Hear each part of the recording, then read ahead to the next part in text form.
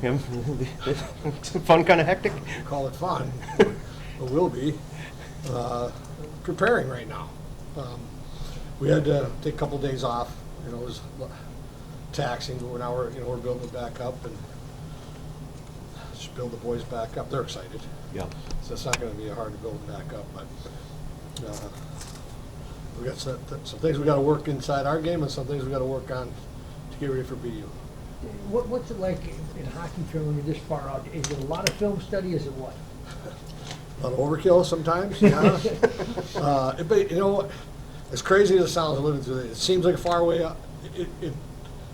It's like the end of the toilet paper roll. It's going to be over. It's going to go fast. We get on a plane a week from today. No. We play. Yeah, we were already there. We play a week from today. We're practicing in Tampa. We can. What is today? Wednesday. Oh, we play. Practice a week. Tell you what's going on in our world. I had no idea what day it was. All right, so we leave a week from yesterday, and it's going to go fast. And our guy, also with a little recovery. By the end of the week, our guys are going to ramp it up, and then we're on playing Tuesday. So, and it's the same for all 4 teams. How is Connor Kurth? Okay, there's a chance. Okay. Does this maybe mean more than it did last year, both for you and for guys that have been there, because of the way last year went? The way you ask it doesn't. No, I mean we were. You get this out. You got to be so grateful to get the opportunity, and we had it a year ago.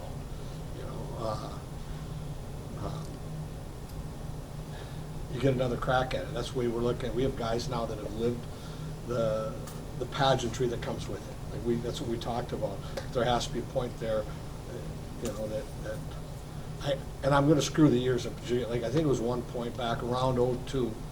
Boston College had went 4 straight years to the Frozen Four and didn't win it till the 4th one, and then they went on a little ran a few off in a handful of years, about 10-year span. Hopefully there's some lessons in there for our older guys, kind of handling the pageantry, and then when you got to shut it off, and it's you're back on the game. What is it about your young guys that they're young, they're youthful, but yet they're mature and experienced? They like all 3 of those defensemen, all of them, Cooley, Snuggie, Kurth, and Lamb. It's too bad Connor got hurt because he really started to play like impactful players, and they got a little fire. I mean, they're high compete level in their internal clock, which sometimes players have to develop that over time. I think they developed that in uterus. They have it. Like they are competitive, and then when you have older guys that are paving the road, I hope that there's a little come together there. What have you seen from Brock Faber during this process and then last year compared? What's crazy is wanted to be the leader. Like, it was almost like coming back, I'm the captain. Well, let's see what your teammates think. Of course, they thought the same thing. Wanted that role, but also as an upperclassman, and I'm going to repeat what I've said to you guys. This is one of the first times he's been an older guy on the team. He's still 20. And his play is, he's excited because his play is elevated. He's making more plays. He's involved in the offense. He's just not out there defending, which he takes such great pride in. You've just seen this. You've just seen Brock take a monster step as a player, and he's a born leader. He's been awesome. It's been fun to sit back and watch his game, which we thought it was going to. Is there a little bit of Jordan Leopold in him, you see? Different. Jordan had the magic offense from, when he was young coming through. If in football terms, he's your all-pro linebacker that's now picking passes off, running in the end zone. He's finding ways to get offense, and it's going to get better and develop for him. I just use that analogy, but he's got a heart, and he cares about this program so much. It's been awesome. As the version of this coming out of the holidays, with everything that's gone on up front, all the fireworks offensively, is Justin Close not getting enough respect for his role? I know he does in the room. Let's just keep it right where it is. Okay? But let's keep, next. What is it about his game that has led him to the success? What's crazy, and because I can repeat it, he's almost the exact same as what the first day he stepped in the net. Where I can go, who's that? It wasn't me. It was kind of like, I mean, he's a fantastic young man. Circumstance where you threw him in the net. It was after a couple of weeks where, you're sitting in the coaching staff and you go, is this real? Like he's not phased. Team kept getting better. He kept getting more confidence. And so here we are. It's real. It's him. He hasn't changed. So you are the ones that keep saying, and it is you all keep saying he's under the radar. Go ask his teammates. And he was really good this last weekend. Bob, do you know all along the Big Ten was this good? Did you feel it? I mean, has this been a great preparation conference for you this year? Did you know that, or did it surprise you how well in the first rounds, especially they played? I kind of felt that the year I got here, that because I was in the NCHC and winning national titles and really good league, and then I get over here and when you win the last game of the year, you get. We haven't done that yet in our league, but you get over to this league and you go, all these teams are just as good. So I felt it all along. And I remember even that first year, almost 8th place was just points. I mean, we're talking minuscule points. Now, last year we had a little separation from top to bottom, and then this year we kind of had a little separation. But look at Penn State. They took 6th. They were one play from going to the Frozen Four. Our league's strong. How about getting the early game as opposed to having to wait around all day to get on the ice? Did you hear that scream out of Minnetonka when that came on the screen? Like, love it. 8:30 at night. If I had my pick, I would never play at 8:30 at night. But also I can say it, but it is what it is. I mean, we got to go 5 o'clock. We got to be ready to go. Same for Boston College, and then the other games, just hoping it doesn't go in overtime. Because that we live in a world where TV dictates it. It's not ideal, but I like our time. Bob J. Pandolfo's done a lot for BU. What do you like most about what he has done with that club? What's most frightening maybe to you? Depth. All 4 lines can score. A couple defensemen that are highly offensive and are dangerous. They got a lot of seniors. They have 29 wins. On paper, I pick it up, and then you start watching film. You go, this team deserves to be here. They're awful good. It sets up for a heck of a match in the first round, first night. Between being an assistant coach and a head coach, you've gone to St. Paul, you've gone to Buffalo, Boston.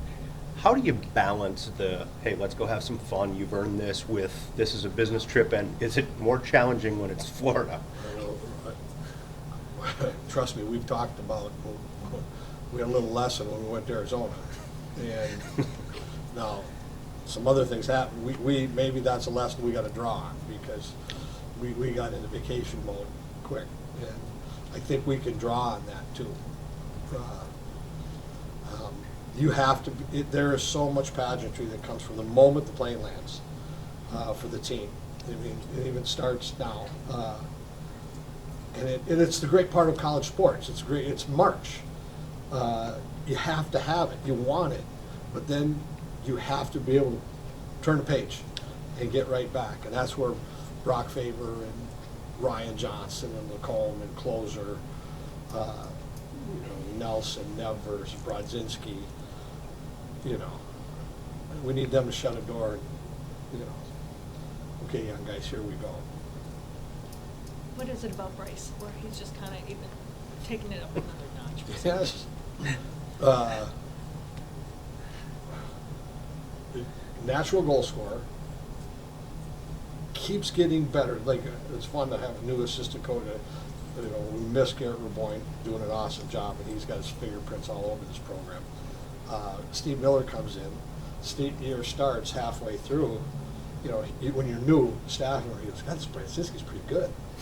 He goes, "He's a good hockey player. I didn't know that he was that good." Because you learn to appreciate where it's at, and he's even got another gear. There's one that we brought him in right out of high school. Would I like a little? We didn't have it. Would I like a do-over on that? Like, do I wish he were a junior? Because his best hockey's coming. He's a smart hockey player. He got a knack to come up with goals. I think there's another gear there too. Some of the motivational things will say you visualize success. You have an idea in your head of where you want to be. It was 5 years ago today that you were holding up that #1 jersey over at TCF Bank Stadium. Is this what you envisioned? Getting ready for the Frozen Four and surrounded by media. And well, I said you don't take the job and know the expectations of Minnesota. There are a whole lot of coaches that came before me that have had a whole lot more success, and it's there, and all you just got to stick to what you want to do and how you want to do it, and yeah, we wanted to move to this level. That was the whole. That's what happens when you come here, and we couldn't have done it. Don't underestimate the fact that when this thing's all said and done, we got work to do. But Ryan Johnson with Colm had every reason to leave, but they had more reasons they wanted to come back. And same for Brock Faber.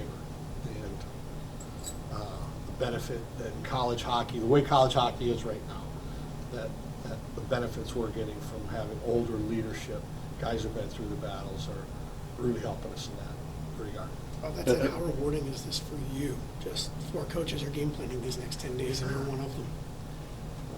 I know you don't ever think that way. No, you don't. I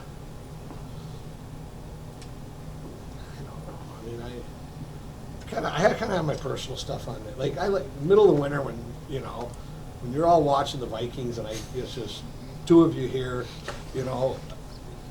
I'm into that. Like, I love all of you, by the way. Glad you're here.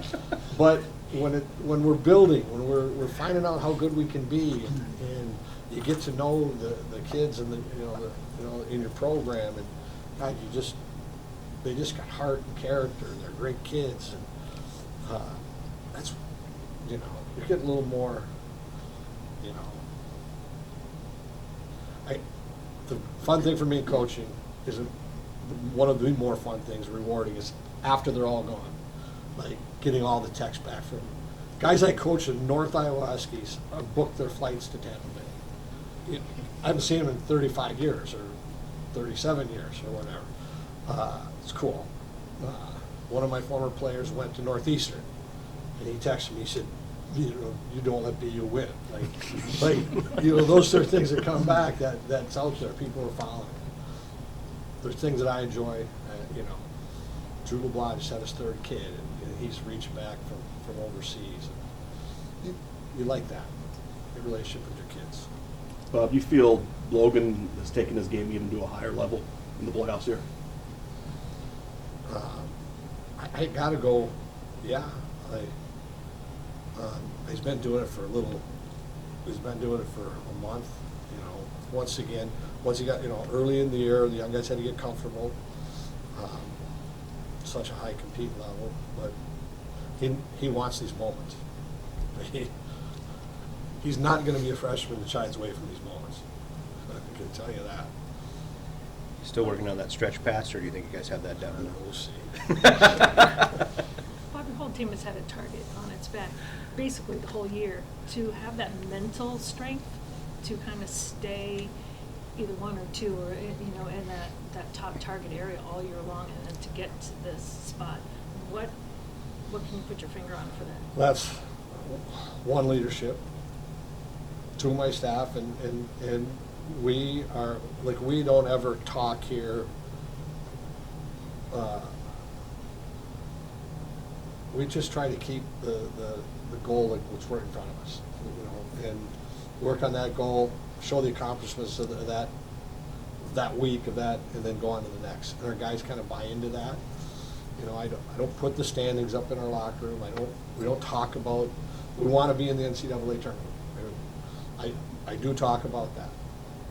I don't talk about the league championship.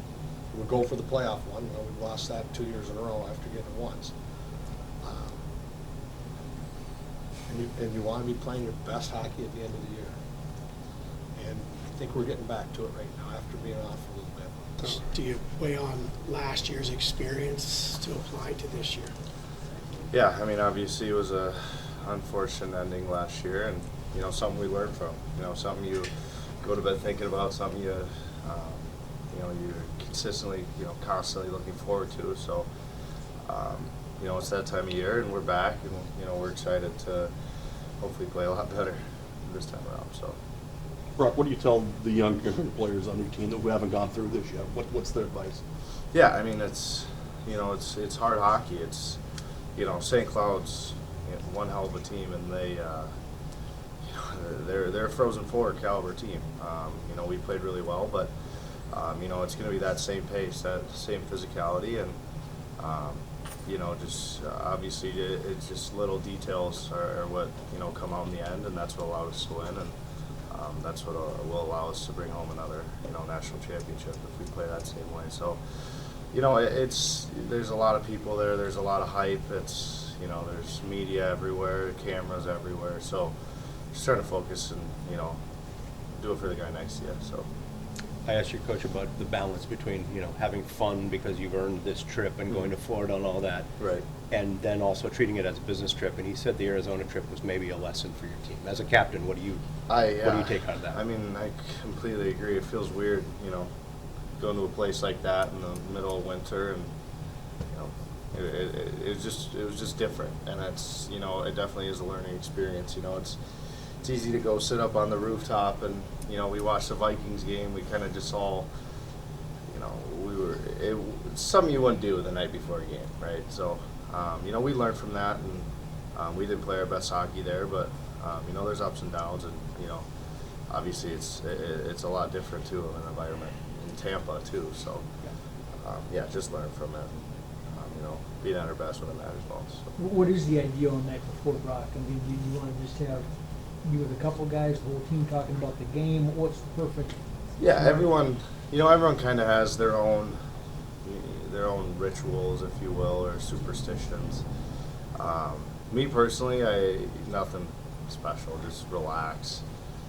Maybe watch a movie. We'll watch a movie at home, me and my 3 other roommates. But, you know, like I said, every guy has their own kind of routine, and you know, obviously with all the cameras and being in Tampa, you're going to want to walk around, go to the beach, but, you know, trying to stay focused on what's important. That's bringing home a national championship, and that's something we learn from. So. What did you do the night before the St. Cloud game? Yeah, I think we got to make sure all the guys are doing the exact same thing. No, it was just another night in the hotel, watch a movie. Is there a movie in particular or anything? No, we switch it up. Anywhere from comedy, action, rom-com every once in a while. But yeah, it's whatever kind of. I'm not a superstitious type. There's a few guys are though, but yeah, it doesn't really matter to me. So. Didn't go to the beach in Fargo? So no beach in Fargo. Sorry, go ahead. Roger, there's so much history and success around this program. Right. It's building. When you guys, especially when you get to a big stage like this, do you guys feel like you're almost skating for something a little bit bigger than just this year's team? Yeah, absolutely. I mean, we have leadership meetings every Monday and throughout basically the whole year. You know, and that's something that we really talked about a lot was, you know, this program means a lot more than just, you and the name on the back of the jersey, like Herb Brooks obviously said. There's a lot of people that came through here and have sacrificed so much to allow us to be at this stage in our lives, and being proud to wear that M is something we all feel, and it's an honor, and that's kind of what pride on ice means. We really kind of dug deep into what that means to our team, and so it's a special time of year, and obviously it is worth more than it's worth a lot to a lot of people. So it means a lot to be in the spot. So You've had to battle through a couple things, second half of the year, the illness especially. Right. How's that coming along? Everything's good. Back at 100%. It's obviously sun's coming out. It's a special time of year. So it's even if you're at 90%, you feel like you're at 100. So everything's back to normal. Got weight back, shoulders good. So no complaints there. Mark, you have a lot of young guys on your team too that play beyond their years. They play very mature for it. Sure. And then they take the leadership from elder guys, kind of like that sweet mix going on. What is special about the younger guys and how they're doing so well? Yeah, I mean, obviously you guys see the Cooley and Snuggerud, and those are two special hockey players, absolutely. But top to bottom, the two defensemen we have as freshmen, the three, sorry. All three of those guys play big minutes a lot, and we have just about a freshman on every line except one. So we've had a special group, and it's a special class. They're a tight-knit group. They love this program. They love wearing that jersey, and they're fully bought in. So it's cool to see everything that Cools and Snuggy do, because obviously they do a lot of things that not many college hockey players can at their age. And, but top to bottom, they've all been great. So Those guys getting a lot of the headlines and all the fireworks they do. People not giving Justin Close the flowers that he maybe deserves this year. He'll never get the attention he deserves. No matter what, he is the rock on this team. Everyone says it. I've said it 100 times in interviews, but there's a lot of truth to that. And the way he is on and off the ice, it's something to look up to. That any person can look up to his story and how he got here. So. It's so cool to have, a guy like him on your team, and for him, obviously, he's one hell of a goalie too. So, in my opinion, the best in the country, no doubt. So, he's special, and it's awesome to have him back there. Do you know what makes him special? Is it calmness? Is it reading the game, athleticism? What is it that makes him special? Yeah, I mean, I don't know anything about goalie mechanics, but he stops the puck, and he stops the puck a lot. And he's quick though. He's quick, and he's an athlete. Obviously, being a smaller goalie, it's I feel like that could be a reason he doesn't get appreciated as much. But he's always up for the task from the day he stepped in till now. He's, like I said, been a rock, and it's so special to have a guy like him. So. Do you like having the early game as opposed to having to wait around all day to play? It seems like your coach is pretty excited about it. Absolutely. I kept seeing on Twitter that people were kind of, upset with us getting the early game, which I understand. But as a player, you love that. The earlier, the better. Last year we had to wait around until like 9 or something crazy. So we love it. But at the end of the day, it's whatever time we're playing, we're gonna be ready. So When Logan joined the program, did it surprise you his competitive nature? How competitive he actually is? I'm sure some guys that did. Me, no. I had played with him and seen him at World Junior Camps, so I had seen that side of him, and we all knew from the day he stepped on campus, what he was about, and the skill that he brings, and the compete level. So, he's been great, and he's only grown since he's been here. Obviously, all those points, but. His second half has been, something that we all haven't seen before. I mean, obviously a few times, but I haven't seen it with my own eyes, I'll say that. So it's special, and he's an awesome kid, and, he's playing great hockey for us. So. Have you been to Tampa? Have you played in that rink before? Never. Nope. I been to Florida on vacation a long time ago, but never Tampa. Play hockey, so we're excited. You guys have carried kind of the target on your back all year long, whether it's reigning number one, number two. What is it about this team that mentally you could handle that and get to where you guys are? Yeah, I mean, it's top to bottom. It starts with our coaching staff. Obviously, we have so many great people on our staff, and we've tried to really not look at rankings and things like that, and stay off social media and just focus on the guy next to you is what we always talk about.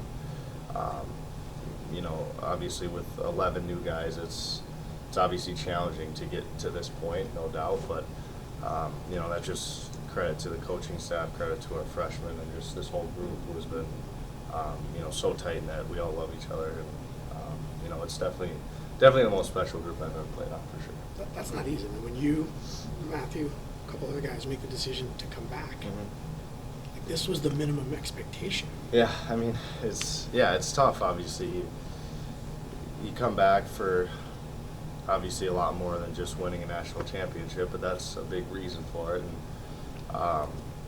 it's hard not to, since day one, just look forward to this. But obviously, there's so much work that has to go in to get here, and that's just, like I said, credit to the guys in the locker room and the coaching staff, because it is a special group, and it's hard to look forward when you just enjoy every day here. So it's awesome for sure.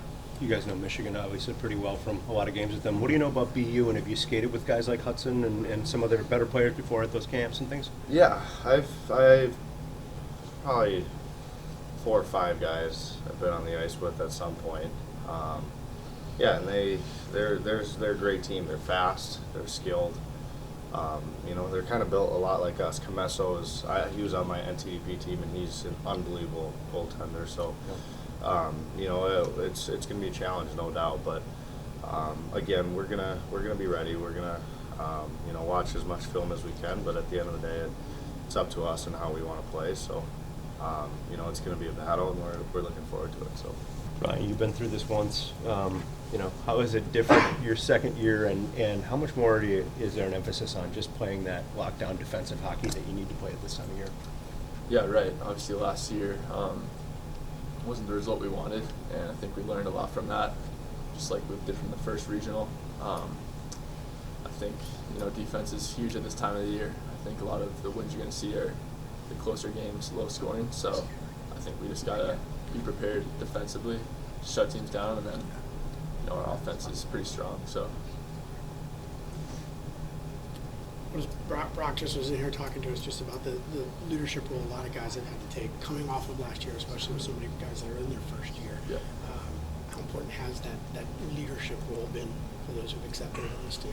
Yeah, no, leadership's been a huge part, I think, of why our team's having a lot of success. I think the young guys really have allowed us to lead them too, which is huge. They've been really buying in, I think, and also I think just the fact that the culture is very accepting and very encouraging as well has made it easier for those younger guys to shine and thrive like we know they can.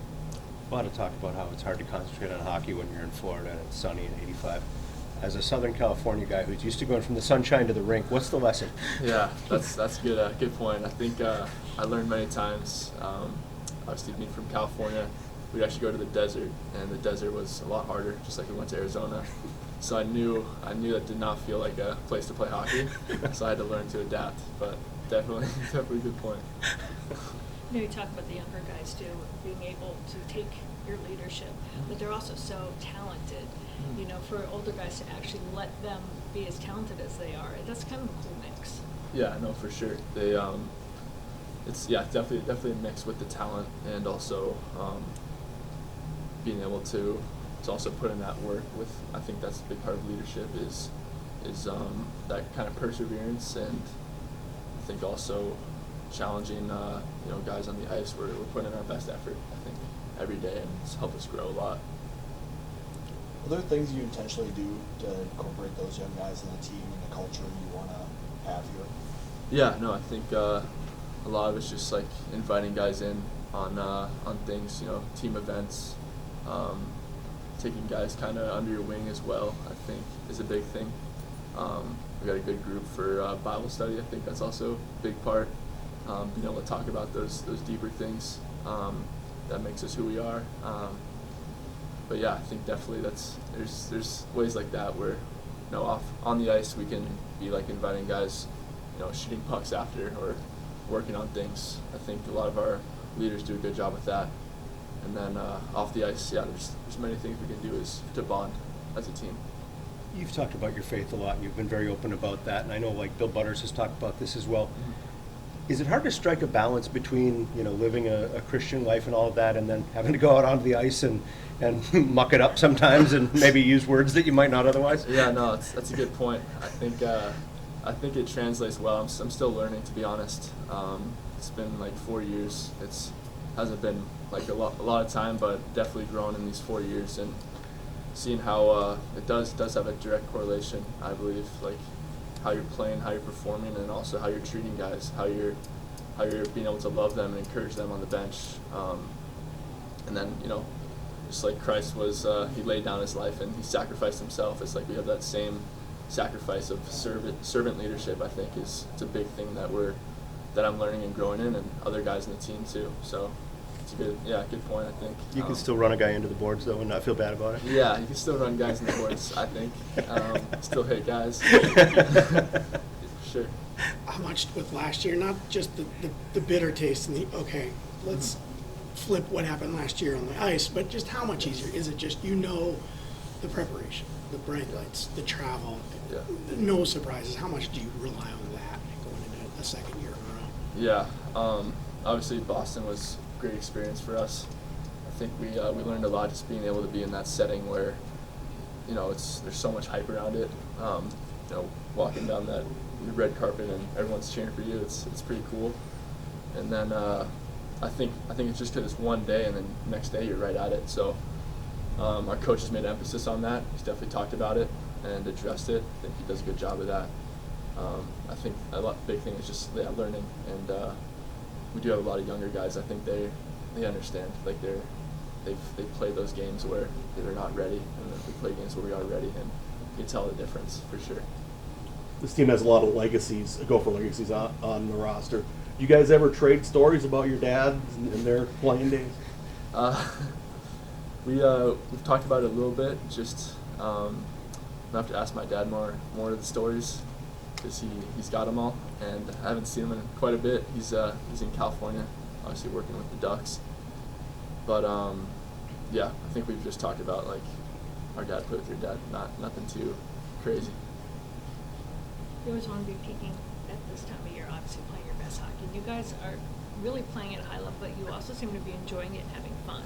Kind of, that's always what the best teams are. Do you feel that way, or is that that's what it looks like from the outside? Yeah, no, 100%. I think it's so important just to enjoy it. I think that's the reason why we're playing hockey, because we've enjoyed it since we were kids, and we've kept going because we love it and we're having fun, and the team element's so important. I think if you're too serious, then showing up to the rink every day is going to be more of like a burden. But when you look at it like that, where I get to go on the ice and have fun with guys and play around and play keep away or shoot pucks with them, it's just a different perspective to have. And I think our team does a great job with that, especially in the locker room. Just lots of laughs, and especially on the road too. Lots of fun. And Just a balance, right, between keeping it loose this weekend and then not having too much fun. Yes, exactly. We're learning that too. That said, you're 2,500, 3,000 miles away from home. A lot of guys could have gone a lot of places, but you know what you're getting into when you sign on with this program. You walk in and you look up and you see the banners. How much is just this is why we're here? Yeah, I think that's a good point. I think we look around, see the banners and stuff, and there's obviously a lot of success in history. At the same time, it's like, there's five national championships. It's a lot, but I think you see the last one was 20 years ago. So it's like, okay, what's going on? We know we have the talent every year to win it, but I think that just shows the competitiveness, and it's cool. We talked about the history too, knowing that a lot of us had relatives that went through the program, and we have that history too. So it's just being able to be from Minnesota and be a part of Minnesota, and play hockey is it's really cool. It's an honor. So You guys knew. You think the stuff, Brian, that stuff is more motivation than like pressure? You talking about that bigger picture stuff? yeah, I think it's more motivation, I'd say, than versus pressure. There's obviously a lot of eyes on us and a lot of attention, but we just try to be more focused on what's going on with us and in the locker room versus all that noise outside. So it's a big element that some we're addressing too as a team. You knew you were going to get a highly skilled player when Logan joined the program. Did you know that he was going to be this competitive of a player? No, I had no idea what to expect, and it's great seeing him have that fire on the ice too, where it's like that, plays with passion and he's not afraid to try things. I think it honestly gives other guys too courage to play and make plays, and so it's been cool watching him and learning how he plays too. World Juniors and other places. Have you played with some of these BU guys, and what's your scouting report on the Terriers? Yeah, no, definitely played with some of the guys through USA camps and stuff. Scouting report is they're very similar to us, I think. Just that young talent, I'd say, is a big part, and then also the more the veteran guys like Fenshore, and being able to, I think, know that we're going head to head with a team that's really similar is it's exciting. You played in Tampa before? Have you been there before? Nope, never been to Florida, so Wow. excited. Yeah.